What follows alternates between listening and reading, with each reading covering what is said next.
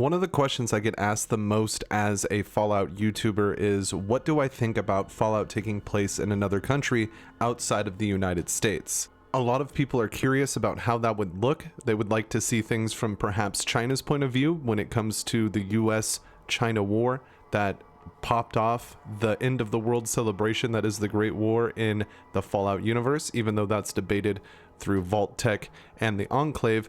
If we're looking at just the facts that are given to us, there's actually a whole lot of reason to be interested in countries outside of the United States. And if you want to give me a whole lot of reason to be interested in you, make sure to subscribe to the channel now for more Fallout content like this, as well as more in-depth video essays covering not only the Fallout series, but different video game series as a whole. I know that you don't want to miss out on any of that. Before we get started, I want to clarify that when it comes to Canada or Mexico, things that are kind of a part of that continental North America situation going on that have been annexed by the United States in the Fallout lore previously, I look at those as not really counting in this argument that I'm going to pose. I think that we also hear actually about Toronto being in Fallout's lore a few times in the games, but Mexico is also another interesting point of contention in the universe. Canada was annexed by the United States indefinitely. We've heard about that from Fallout 1, and so I don't see going up into Canada as really leaving, quote, the United States when it comes to the Fallout universe, so I did want to clarify that before we went any further with this argument. If you can't tell by the title of the video or by the way that I'm talking, I really don't think that Fallout can work outside of the United States, out of the places that I've already mentioned, and that's because there is a lot to do with the Fallout vibe, the Fallout aesthetic, and the overall feel of the Fallout universe that's kind of reliant on the United States, and that's something that I want to go over in the video today, because a lot of people posed this question to me on how I would feel about it, so I figured A, answer it broadly like this in a video so that I can get my thoughts out, but then B, kind of elaborate on that a little more easily than I could on stream or in some kind of Discord message.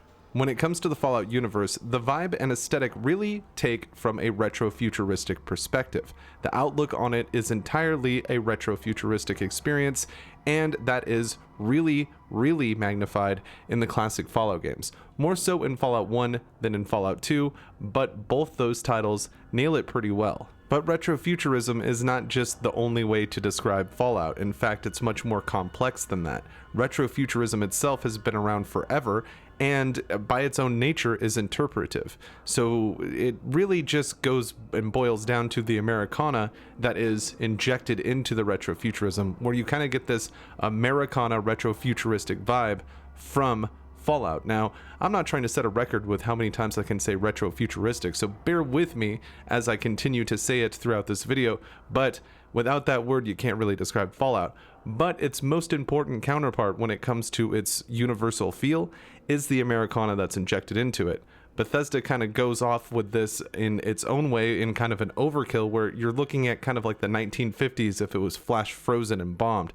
That's the passing glance. The casual player would go through Fallout 4 and think, oh, this is just like if the 1950s got nuked.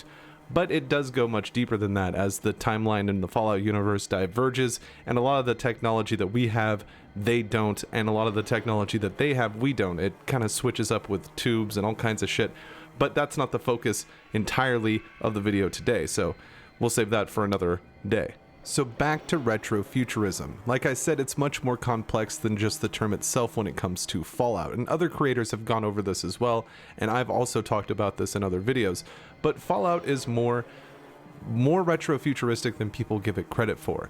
It's what the people in the 1990s thought the people in the 1950s would think the year 2077 would look like if it was bombed to smithereens. So kind of unpacking that, you take these group of people in the 90s and they're daydreaming about 2077.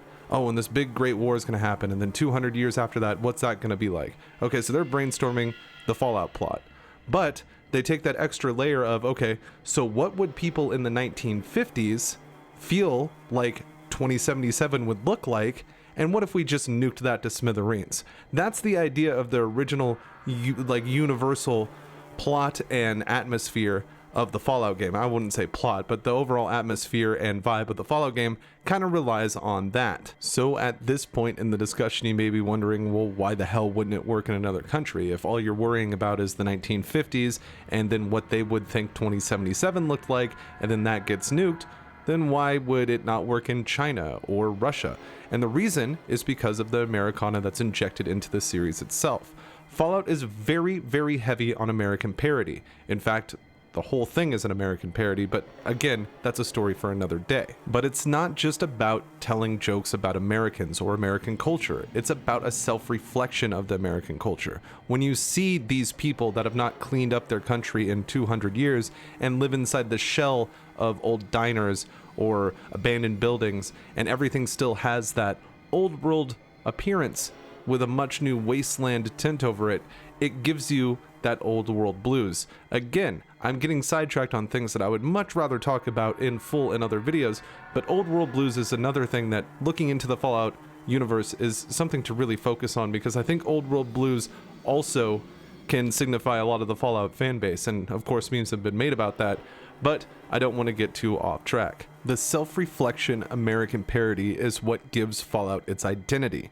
Without it, it would just be another post-apocalyptic game that takes place in a random wasteland somewhere in the country. We see a lot of these games, like Mad Max taking place in Australia, and we see Metro taking place in Russia. These games feel like different games, and there's a large reason because of that. It's not just because the gameplay is different. It's not just because the worlds are built differently, or the characters look different, or the storylines are different. It's essentially the same thing. You're looking at a wasteland survival game for the most part, RPG for the most part, and why doesn't Fallout feel the same? And that is because Fallout is injected with a lot more parody, American self-reflection parody, than maybe people catch when they're playing it. But it was one of my favorite things growing up in the 90s, checking out Fallout 1 and 2, and I always just thought that it was so funny to see a game actually reflect that way, because you didn't see a whole lot of that back then. But that is one of the things that gives Fallout its biggest identity. This does not mean that other countries don't have some kind of interesting lore behind them in the Fallout universe. I'm sure they do. I'm sure somebody could sit down and write amazing stories that came out of other countries from the Fallout universe. What I'm referring to is when we play through these games, that's the identity that we're getting attached to in these Fallout games. But I also want to talk about the possibility of maybe some DLCs or offshoots that would take place in there. They're, not necessarily a mainline title, but what if we had a DLC or an offshoot? The only way I see a DLC working is if we use the pod situation that we saw in Operation Anchorage, that we saw in Tranquility Lane, and the ones that we saw in the Memory Den, even though we didn't really use them to the same extent. That would be the only way I really see another country getting involved into the mainline Fallout series in a DLC situation. Oh, why don't you check out this simulation that we got from the Chinese wasteland or something like that, or from the UK wasteland, and though they can integrate it into the plot somehow of training or something like that, but then you're dealing with something that isn't exactly quote canonically happening, so it can like kind of satiate a lot of that. But it does go to show that anything over in the other countries is kind of an open book, so being canonical isn't really like super the focus, because there's not a whole lot over there. But trying to explain how the main character got from the United States to an entirely different country on the other side of the world would be hard to do without something like the VR pods. When it comes to spin-off games, like say we see a Fallout London or a Fallout China, Russia, Fallout Moscow, something like that, I don't think it would really work. Now, there's mods out there that I think look great and that people are working really hard on, and I think will be fucking spectacular, that are set in other countries. London being a city that's featured in one of the like Fallout UK mods. I think that's really cool, and I'm looking forward to seeing what the fans can make up. But when it comes to like actual mainline Fallout games or even spin-off games, I really don't think that it'll work as well as maybe people would like it to, because of, again, that self-reflection American humor. Now, maybe you can turn it around and do self-reflecting United Kingdom humor, self-reflecting Russian humor, but I feel like that Americana missing from the retrofuturism will really take away from the Fallout vibe if one of these games was to be set in a different country that far out of the scope.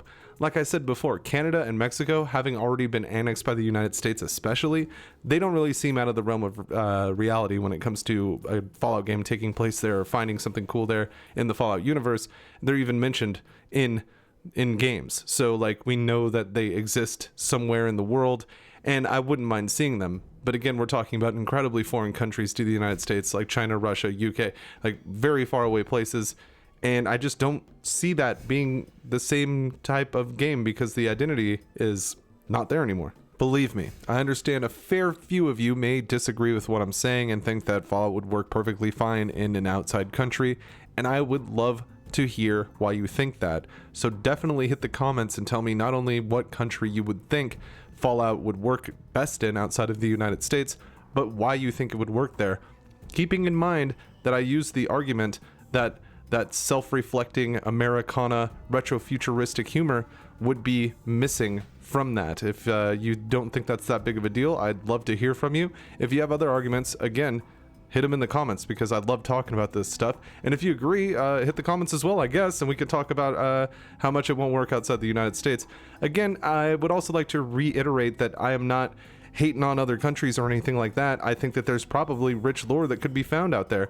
It's just that I think a large part of the Fallout identity is stripped away when it's taken outside the core United States. But that is just about going to do it for why I think Fallout will not work outside of the United States. If you enjoyed the video and want to see more like it, make sure to leave a like down there so I know that you dig it.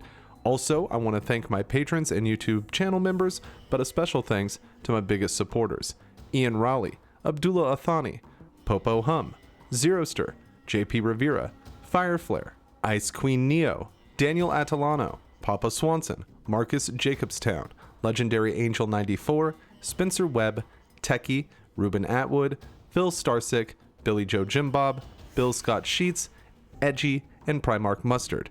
Thank you guys so much for all the support. Couldn't do it without you. I'll catch you on the next one. It has been Mantis. I gotta testify. Come up in the spot looking extra fly. For the day you die, you gon' touch the sky. You gon' touch the sky, baby girl. Testify. Come up in the spot looking extra fly. For the day you die.